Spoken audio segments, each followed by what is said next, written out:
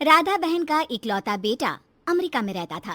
एक दिन राधा बहन का किराएदार कहता है, अरे माँ जी अकेली बैठी रहती हैं, बेटे के पास क्यों नहीं चली जाती? अरे कैसे चली जाऊं, नई नई शादी हुई है, अभी तो थोड़ा बहू के साथ समय बिताएगा, तभी तो दोनों के बीच समझ बढ़ेगी ना। अरे कैसी बात कर रही हैं माँ जी, समझ बढ़ाने के लिए 5 साल काफी होते हैं।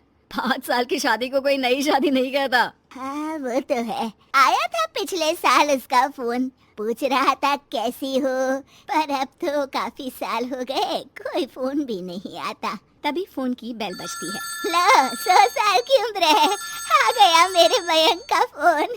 अच्छा कैसे पता कि ये फोन उसी का है? अरे कैसे पता नहीं चलेगा, माँ हूँ मैं। अरे रहने दो माँ जी, 1 साल से जिसका फोन नहीं आएगा वो अब क्या करेगा?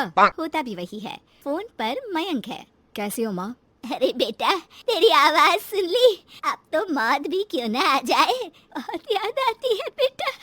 माँ मैं वो ऑफिस में था। अच्छा माँ, वो रीना बोल रही थी कि तुम अकेली रहती हो इंडिया में, वो ठीक नहीं है। अब बुजुर्ग भी तो हो रही हो, अकेले पकाना खिलाना, वो चाह रही है कि अब तुम यहीं आ जाओ, हम लोग साथ रहते हैं ना। राधा बहन की आंख से पानी गिरने लगता है, वो कुछ नहीं बोल पाती।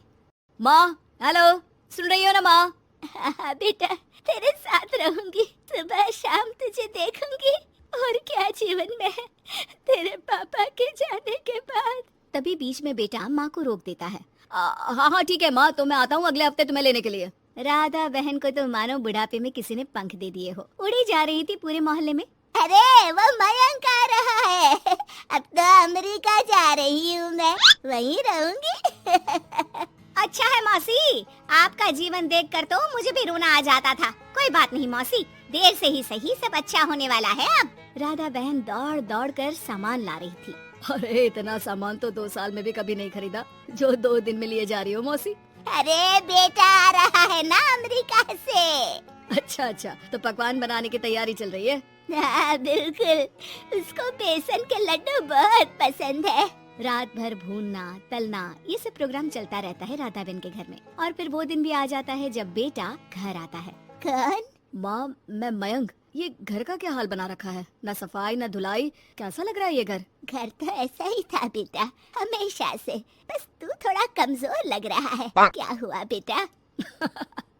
ये कमजोर नहीं फिट होता है माँ। वैसे और बता क्या हाल है तेरे? बेटे के मुंह से हाल पूछने का अंदाज भले ही फॉर्मेलिटी वाला हो, लेकिन राधा बहन की आंख फिर भर आती है। अरे यार ये तुम्हारी हर बात पर रोने की आदत न जाने कब जाकर खत्म होगी। सही कहती है रीना तुम्हारे लिए। रीना बहू क्या कहती है मेरे लिए? यही के बस यही एक आदत है तुम्हारी माँ की, इमोशनल ब्लैकमेल। अरे यार अब इसमें रोने की क्या बात है?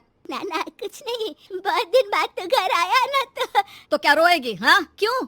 अच्छा ये ले, तेरे लिए रात भर बैठकर ये बेसन के लड्डू बनाए हैं, और ये अचार तुझे बहुत पसंद है ना? पसंद है नहीं माँ, पसंद थे। अब तो फिटनेस के लिए ये सारी फालतू चीजें मैं खाता भी नहीं हूँ। ये फालतू चीजें खाकर ही तो तू बड़ा हुआ है बेटा। अब रहने दे माँ, क्या क्या खिलाकर बड़ा क्या है, मुंह मत खुलवा। कौन देशी घी में शक्कर डालकर पराठे के साथ खाता है? वो तो तुझे पसंद थे ना बेटा, तभी तो बनाती थी, नहीं बनाती थी तो रोता था तू। अरे तो रोने देती ना माँ, अब सारी समस्या उसी खाने से है शरीर में। वो तो भला हो रीना का जो हेल्दी डाइट देकर सब मेंटेन कर रही है। राधा बहन बेटे की आने की खुशी में इतनी दीवानी थी कि उसे बेटे के बात का अंदाज और लहजा समझ में नहीं आ रहा था। अच्छा रुक, पालक वाली दाल बना देती हूँ। रहने दे माँ, मैं होटल से ऑर्डर कर देता हूँ। इतने साल बाद होटल का खाना, माँ के खाने की याद नहीं आती थी। अरे माँ फिर इमोशनल डायलॉग, प्लीज माँ। अच्छा सुन, बहुत कम वक्त है हम लोगों के पास, जल्दी जल्दी सारी पैकिंग कर ले, और हाँ इस घर को बेचना होगा। कैसी बात कर रहा है, तेरे पापा और मैंने एक एक पाई जोड़कर इस मकान को बनाया था। हाँ पर तू जा रही है ना, फिर कौन मेंटेन करेगा? कैसे क्या होगा माँ, मैं तो अब इंडिया आऊंगा भी नहीं। बेटा तो सो जाता है, लेकिन माँ घर का एक एक कोना घूम घूम कर देखती है। सही बात है, क्यों मोह माया जोड़ रही हूँ मैं इस घर से, आखिर बेटे के साथ रहना ही तो होता है हर माँ बाप को, लेकिन इनकी यादें हर एक कोने में है। खैर औने पौने दामों में घर को बेच बेटा और माँ एयरपोर्ट के लिए रवाना हो जाते हैं। माँ यहीं बैठ, मैं अभी आया। नहीं बेटा, मैं साथ रहूंगी, पहली दफा आ रही हूँ ना। अरे माँ टिकट बोर्डिंग सामान चेक इन 10 काम है, करके आ रहा हूँ ना। ठीक है जल्दी आ जाना, यहाँ घबराहट होती रहेगी। बेटा माँ को समझाकर चला जाता है। माँ बैठी रह जाती है लेकिन बेटा आता ही नहीं। एयरपोर्ट के लोग बताते हैं कि इस नाम का लड़का तो कब का अमेरिका की फ्लाइट लेकर उड़ चुका है। माँ किसी तरह अपने बीके हुए मकान में ही आ जाती है। मुझे कुछ दिन रहने दो, पता नहीं क्या हुआ, हो सकता है कोई मजबूरी हो बेटे की। नया मकान मालिक कहता है, अरे माँ जी, कमरा तो मैं आपको दे दूं, पर भाड़े का क्या?